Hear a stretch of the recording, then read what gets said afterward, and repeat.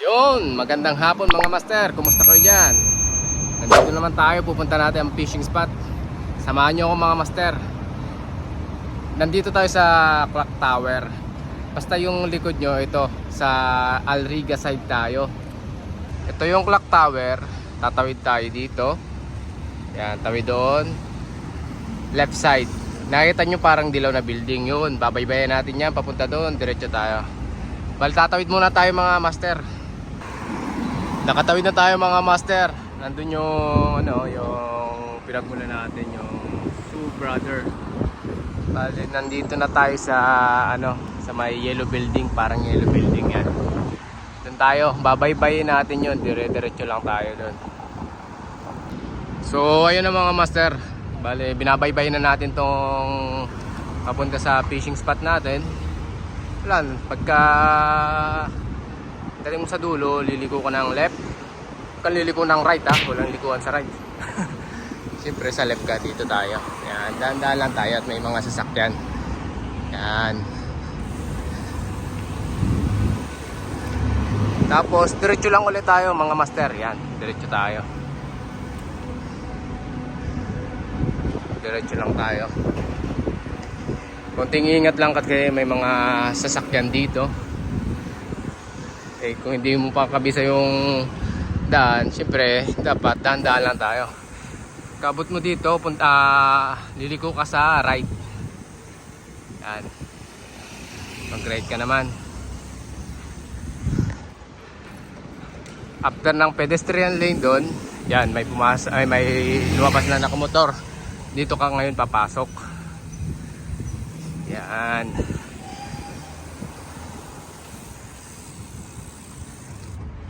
Yan, dire-diretso lang.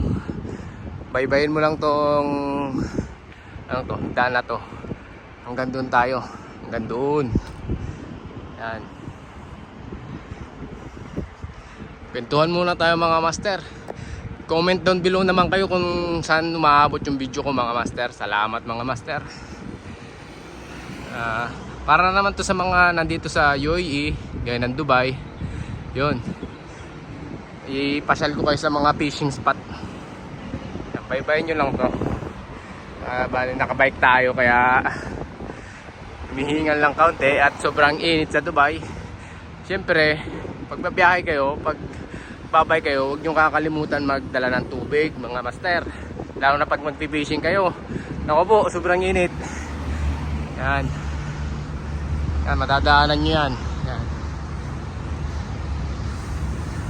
Tapos dito tayo. Yan. Medyo malapit na tayo dun sa isang fishing spot.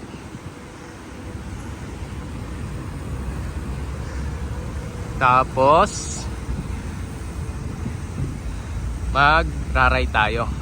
Dito tayo sa may Kia sasakyan. Raray tayo. Yan, dito tayo. Aahon tayo dito ngayon. Yun, bali nakaahon tayo dun. Grabe ang init. Ganun talaga pag nagba-vlogging mga master. Kailangan sakripisyo, di ba? Dadaanan nyo tong traffic light. Hinto tayo dun. Yan, dadaan tayo dito diretso, tsaka left. Left. Yan. Yun mga master, bali dun tayo galing. Tumawid lang tayo papunta dito, hanggang dito. Ngayon, pupunta tayo sa Alga Road Bridge. Nakita nyo tong daan na to, dire-diretso lang yan, baybayin nyo. Tapos makikita nyo yung green board na yon. Nalampasan nyo yan mga master.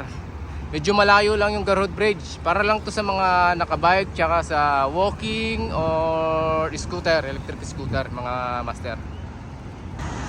Yan mga master, bahal dadaanan natin tong green board na to. Hanggang doon tayo sa sa dulo mga master. Yan, bilisan natin habang wala pang sasakyan. Delikado ba masagi tayo ng sasakyan mga master. Kaya ingat lang tayo. Yan, dire-diretso nyo lang tong daan na to. Hanggang doon sa may parang tulay na yon. Yan. Dire-diretso lang to. Yan mga master, nandito na tayo sa parang tulay. Dito tayo galing sa likod ko. Yan. Ito na yung parang tulay na sinasabi ko. Daanan pala ng train. Dito tayo. Basta baybayin nyo lang to. Madali lang naman. Pero yung mga baguhan, syempre, mahirapan yun mga master. Yan. Tigil muna tayo dito at medyo delikado dito sa daan na to eh. Yan. Basta yan, dire-diretso lang yan. Ingat kayo dito kasi medyo makipot yan hanggang doon. Yan, hanggang doon tayo. Dire-diretso tayo doon. Yun mga master, tapos na tayo doon. Dito naman tayo sa unahan. Yan mga master, ito. Kailangan natin ibaba itong bike. Ingat tayo dito kasi mabibilis yung sasakyan. Bali papasok tayo dito sa service road. Yan, para safe tayo. Yan sa service road na yan.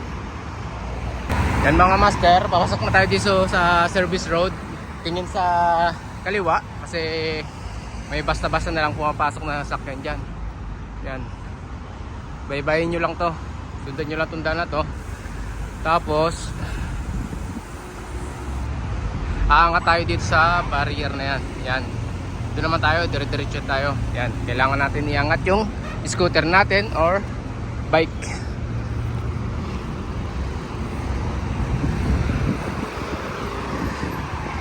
Sobrang init. Yan. Diyan naman tayo hanggang doon naman tayo sa dulo. Hanggang doon tayo sa may blueboard. Andito na tayo master. Malapit na tayo sa blueboard. At malapit na rin tayo sa Garhood Bridge fishing spot. Nakabike lang tayo kaya medyo matagal tayo. At sobrang init pa. Sinabayan pa ng init talaga. Yan. Nalampasan na natin yung blueboard. Nasa likod kasi kaya nasa likod tayo kaya hindi na siya bluebird. Bluebird yan. Yan. Huwag kayong aakyat dito sa tulay ha. Magra-ride kayo. Dito kayo sa may buhangin. Yan. Yan. Dito kayo dadaan. Ang buenas ko naman. May ano pa. May nag-aayos ng halaman. Kailangan punta tayo dito sa buhangin talaga. So nalampasan na natin yung mga halaman na pinutol kasi masyado na siyang malago. Yan. Itong bricks na to, babaybayin nyo lang to hanggang sa dulo, hanggang mawala yung bricks papunta sa Algarhood fishing spot. Kaya ingat din kayo mga master kasi yung daan dito hindi siya pantay. Huwag kayong mabilis magpatakbo dito gawa nung ang daan dito may lubak-lubak. May mga lubog. Yan. May mga malalim na hukay kaya ingat lang kayo. Much better sa tabi lang kayo. Dito lang kayo dumaan. Yan. Ingat kayo lalo pag gabi kayo pupunta dito. Ingat po mga master. Baybayin nyo lang to. Hanggang sa bricks. Yan. Hanggang mawala yung bricks. Magbablog ulit ako doon. Magbibideo ulit ako pag wala na tayo sa bricks. Okay mga master para mabilis tayo makapunta. Wala naman tong ibang daan. Dire-diretso lang to. Hanggang doon sa ano na to, sa may malapit na sa fishing spot. So andito na tayo mga master ulit. Ito, wala na yung brakes, di ba? Yung parang tiles na malalaki na to. Mga palit. Yun, malapit na tayo sa spot natin mga master. Dire-diretso na lang to hanggang sa dulo mag left ka. Yan. Medyo malapit na tayo. Hiningal tayo ng bahagya. Pero ang sarap mag-bike kasi cardio lang. Nandito na tayo mga master. Dito sa may bar, sa may grills na yan, sa may screen na yan na bakod. Bawal dyan mag-fishing mga master. Iwas, fine kayo. Doon tayo sa ilalim ng tulay. Yan. Punta tayo doon.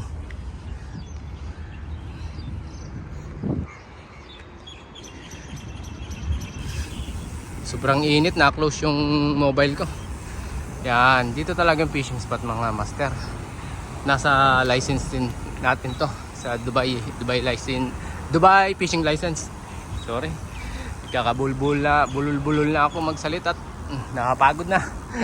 Kaya medyo ano pa lang, sanay pa lang, hindi pa sanay sa pagba-vlogging at nasimula pa lang tayo mga master. Bababa tayo dito. Ito yung Algarhood fishing spot natin. Kung may nagpi-fishing no. Bye! Kesay bye! Yan. ng Algar Road Fishing Spot. Malawak ang hagisan dito. Pwede kayo doon sa dulo. Yan, hanggang doon. Yan. Pwede rin kayo doon sa kabila. Walang bawal dito. Pwede kayo mag-barbecue, magluto. Hindi ko naman sinabi na bawal. Hindi lang masyadong maigpit. Tapos mga master, ito pala yung likod ng fishing spot. Yan. Park na siya.